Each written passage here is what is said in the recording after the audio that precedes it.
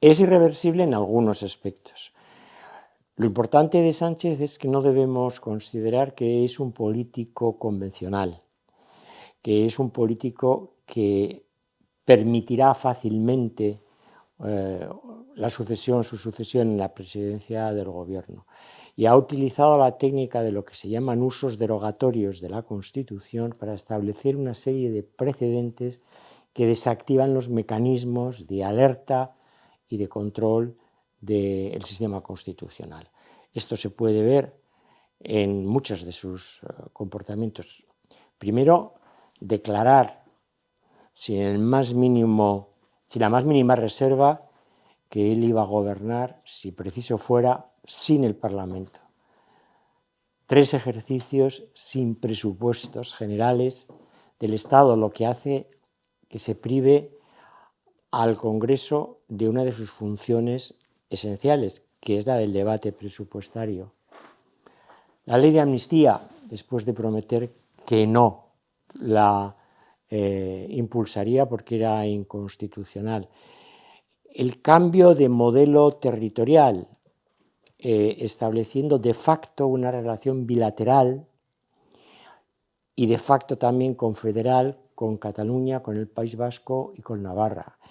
El uso y abuso de los decretos leyes, la sustracción permanente de su persona y de los ministros a las funciones de control en el Congreso de los Diputados, la colonización de las instituciones.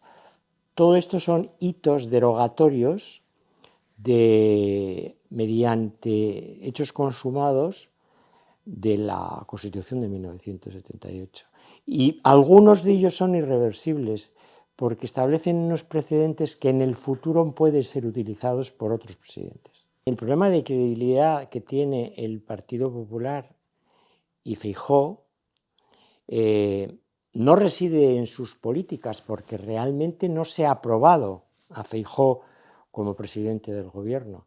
Es el temor a que el Partido Popular tenga un comportamiento futuro, si llega al poder, similar al que tuvo entre 2011, 2015 y luego entre el 15 y el 18 Mariano Rajoy, que dejó las cosas como estaban. Y el Partido Popular no tiene otra alternativa que ofrecer un programa de renovación legislativa que se sustancie en el primer ejercicio de una legislatura.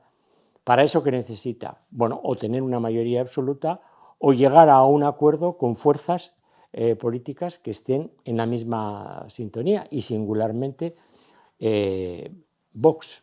No queda otra alternativa.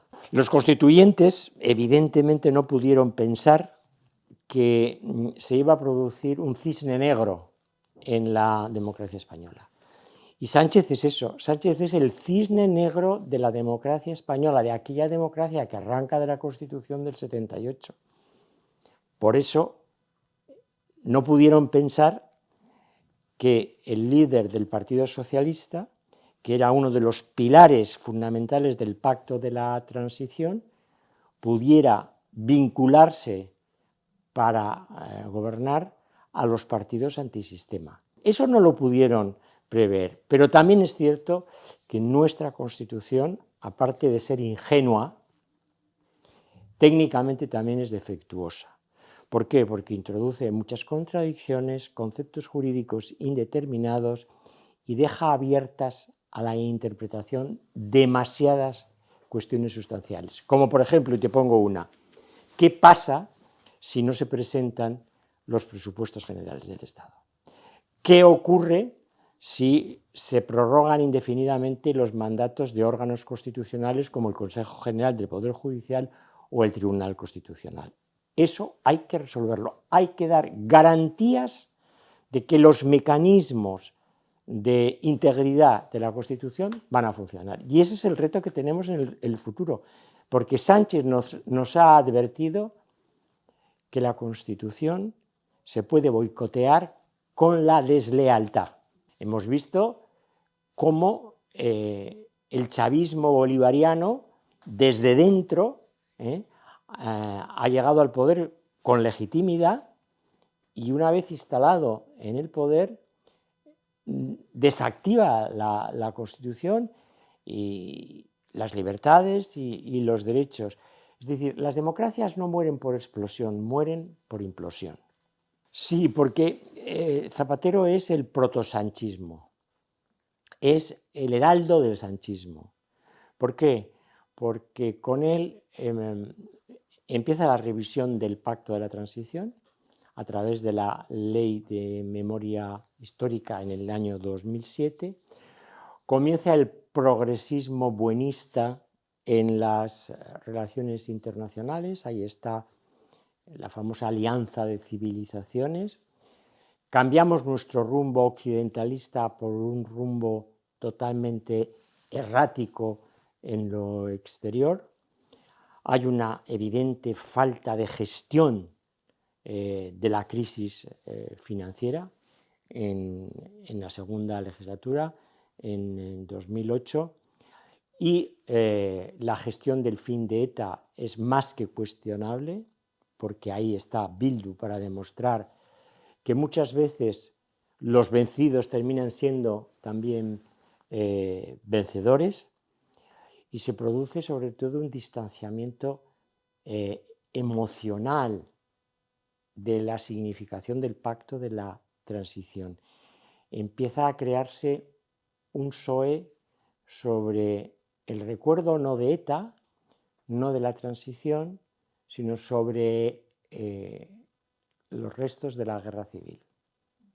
Y esto es lo que fisura y quiebra la trayectoria de la transición y adelanta lo que luego consumará Pedro Sánchez. Muchas personas que con el zapaterismo estuvieron en puestos de gestión son recuperados por Pedro Sánchez, porque Pedro Sánchez no tenía equipos propios.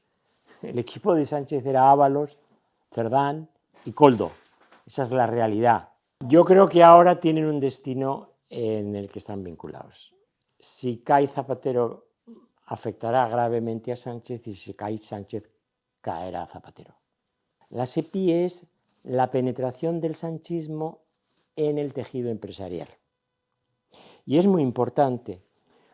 Y se ha producido en compañías absolutamente estratégicas. No solamente en Redeia, Red Eléctrica, que ya lo conocíamos, pero el golpe que se ha producido en Telefónica es histórico, y todavía más histórico el que se va a perpetrar en Indra, donde en un manifiesto conflicto de interés, la SEPI, con el 28% del capital de Indra, va a secundar un conflicto de interés patente, que es la compra de escribano por escribano. Y todavía estamos esperando que la Comisión Nacional del Mercado de Valores diga algo al respecto. Pero lo que ocurre en Indra es la expresión de la infiltración del sanchismo en el tejido más sensible del ámbito empresarial español. Bueno, Sánchez es un hombre sin clase. No tiene clase, no tiene estilo, no es un hombre con elegancia y por lo tanto tiene una gestualidad de reyerta. Es un hombre de reyerta. Él se encuentra cómodo en la confrontación, nunca en el consenso. Cuando aparenta consenso, aparenta empatía, no es creíble.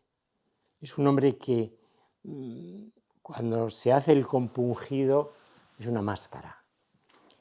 El verdadero Sánchez emerge en la confrontación, en la pelea. Y ahí es donde le vemos esas risotadas en las instituciones, esas actitudes gestuales poco respetuosas incluso con la figura del rey, con las manos en los bolsillos. Bueno, esa prepotencia con la que se dirige a sus adversarios, esa forma que tiene de eludir el control del Congreso de los Diputados, es un hombre sin estilo, sin elegancia, pero es un hombre que a los suyos les enardece. Lo más pornográfico desde el punto de vista político es volver a leer el discurso de Ábalos en la moción de censura y compararlo con los discursos del presidente del gobierno, de cualquiera de sus ministros y de sus portavoces parlamentarios. Y hay una colisión absoluta, absoluta.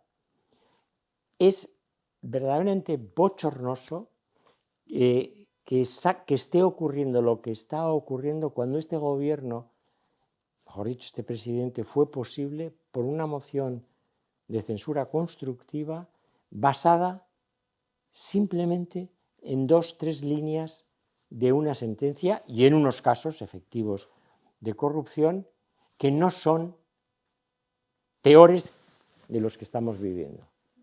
No son peores, no apuntan de manera diferente a como apuntaron y apuntan los pendientes del Partido Popular.